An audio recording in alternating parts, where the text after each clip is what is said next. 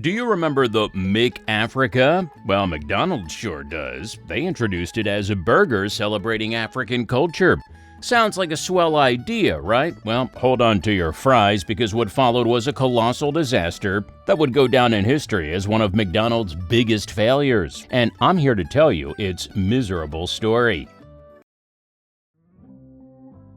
It's the early 2000s, and McDonald's, the fast food giant, is always on the lookout for the next big thing to tantalize our taste buds. Enter the McAfrica, a burger that sounded like a culinary safari but ended up being more of a wild ride in the realm of the company's list of disasters. But why?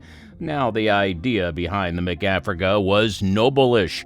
It was launched in Norway during the 2002 Winter Olympics, aiming to celebrate the diversity of African culture through its ingredients. The McAfrica boasted a beef patty, cheese, tomato, lettuce, and, wait for it, a generous dollop of mayonnaise, all snuggled between two pieces of pita bread. Sounds exotic, right? But does it sound African? Well, see for yourself. Despite the noble intentions of celebrating African cuisine, the McAfrica missed the mark big time in terms of representation. I mean, pita bread? Really? Last time I checked, pita wasn't exactly a staple in African cuisine. It's like trying to represent American culture with a sushi burger. It just doesn't quite add up. Also, the name itself raised eyebrows. McAfrica? It sounds like a bad pun gone wrong. But wait, it gets worse. The timing couldn't have come at a more horrible time.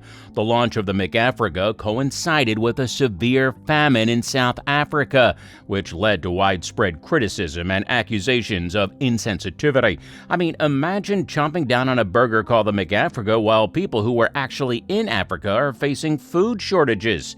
Yikes! To make matters even more cringeworthy, the McAfrica was released in Norway, a country known for its high living standards and very little association with Africa. So, not only did it spark controversy, but it also left people scratching their heads wondering what the geniuses over at McDonald's were thinking. And just when you thought it couldn't get any worse, McDonald's, in all its wisdom, decided to keep the McAfrica on the menu for the entire duration of the Olympics despite the mounting criticism. It was like watching a train wreck in slow motion. To sum it all up, the controversy surrounding the McAfrica was hotter than a jalapeno pepper. You've got McDonald's, a global fast food behemoth, launching a burger called the McAfrica during one of the worst famines to hit Africa in recent history. It boiled down to a combination of tone-deaf marketing, bad timing, and a serious lack of natural sensitivity. The McAfrica didn't just ruffle a few feathers, it caused a full-blown storm of outrage, especially among organizations like the Norwegian Church Aid and the Norwegian Red Cross. These humanitarian groups were already knee-deep in efforts to raise awareness and provide aid for the devastating famine ravaging parts of Africa. So when McDonald's decided to roll out the McAfrica burger during this time, it was like throwing gasoline on an already raging fire. Imagine being in the shoes of those aid organizations, tirelessly working to address a real humanitarian crisis, only to have a multinational corporation slap the name McAfrica on a burger and serve it up as if it were some kind of tribute. It's no wonder they were furious.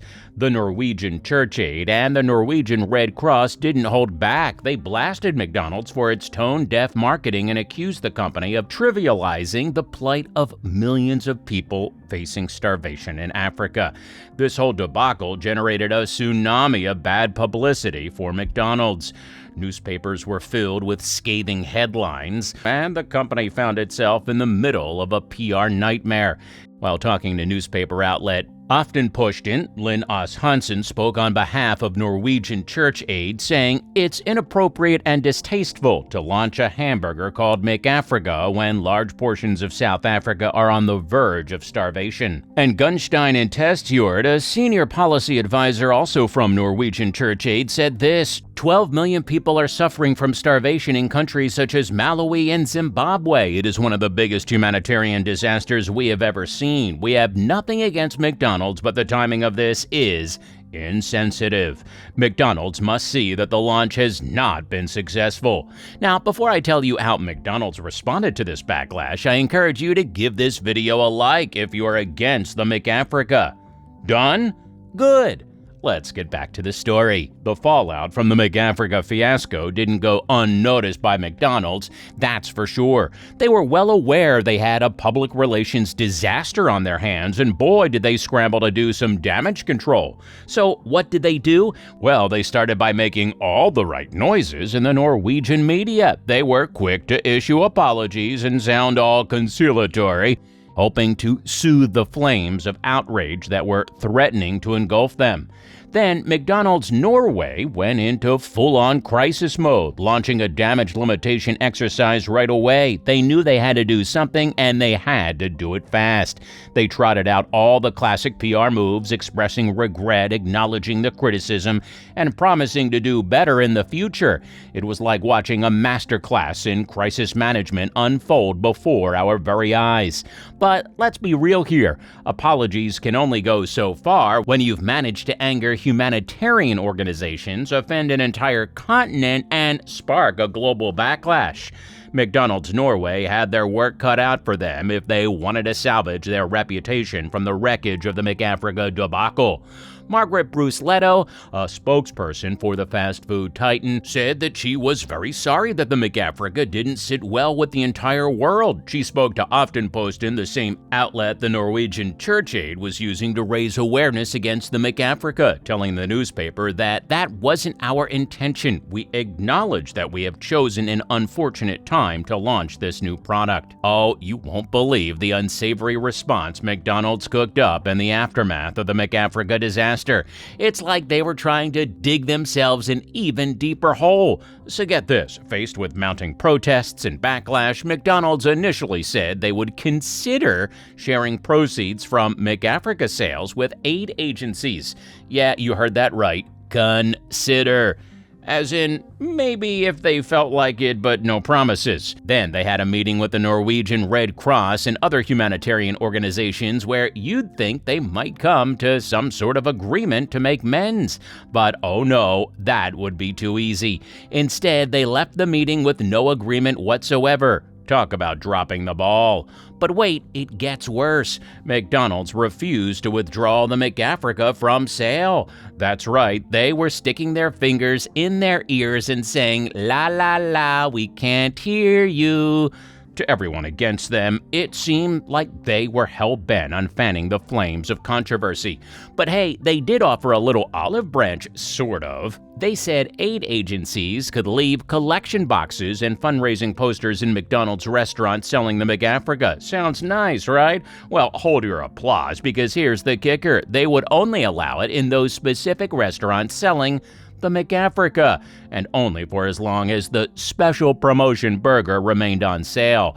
Talk about token gestures. They even had the audacity to claim that this was a solution that would leave everyone satisfied. McDonald's, in a presumptuous statement sent to The Guardian from their UK head office in East Finchley, said something that was sure to ruffle a few feathers. Quote, "All of the involved parties are happy with this solution. We hope this will put a wider focus on the important job that these organizations are doing, and McDonald's in Norway is pleased to be able to support this." So there you have it. McDonald's response to the whole McAfrica debacle was about as satisfying as a soggy fry. It was a masterclass in how not to handle a PR crisis, leaving a sour taste in everyone's mouth.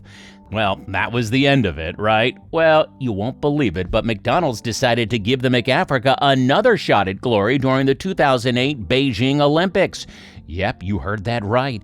They thought it was a good idea to resurrect the burger that had caused them so much grief just a few years earlier. Talk about deja vu. Hey, you made it to the end. I wish I had more for you, but this is where the story ends. Hey, here's an idea. Why don't you hit that subscribe button over there? That way you don't miss any of our videos just like this one. Thanks for watching. I'll see you soon.